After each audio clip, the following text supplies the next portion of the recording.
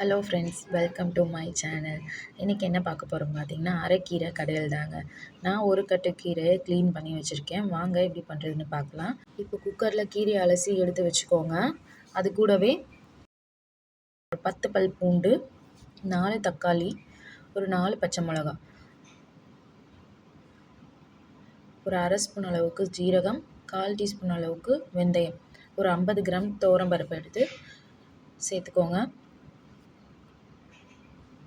இப்போ 1 டம்ளர் அளவுக்கு தண்ணி ஊற்றிக்கோங்க.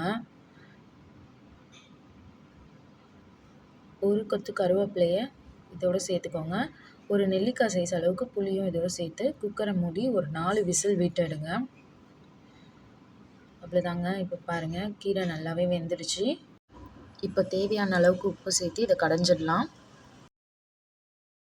ஒரு மத்து வச்சு நல்லா நைஸாக கடைஞ்சி எடுத்துக்கோங்க. பாருங்கள், நல்லா நைஸாக கடைஞ்சிட்டேன். இப்போ தாளிப்பு கொடுத்துடலாமா? அதுக்கு முதல்ல பேன் வச்சுக்கோங்க. தேவையான அளவுக்கு எண்ணெய் ஊற்றிக்கோங்க. ஒரு 1/2 டீஸ்பூன் அளவுக்கு கடுகு சேர்த்துக்கோங்க. கடுகு நல்லா பொரிஞ்சதும் ஒரு 2 வெங்காயமும் 4 காஞ்ச மிளகாவும் கட் பண்ணி சேர்த்துக்கோங்க. நல்லா கோல்டன் ப்ரௌன் ஆகிற அளவுக்கு வதக்குங்க வெங்காயத்தை. வெங்காயம் நல்லா வதங்கிடுச்சு. இப்போ நம்ம கடைஞ்சி வச்சுருக்க கீரையை இதோட சேர்த்துக்கலாம். சேர்த்து நல்லா கிளறி விடுங்க. அவ்வளோதாங்க, நம்மளோட அரைக்கீரை கடையல் ரெடி. ரொம்பவே ஈஸி இதை செய்கிறது. என்னோடய வீடியோ பிடிச்சிருந்தா லைக் பண்ணுங்கள், சப்ஸ்கிரைப் பண்ணுங்கள்.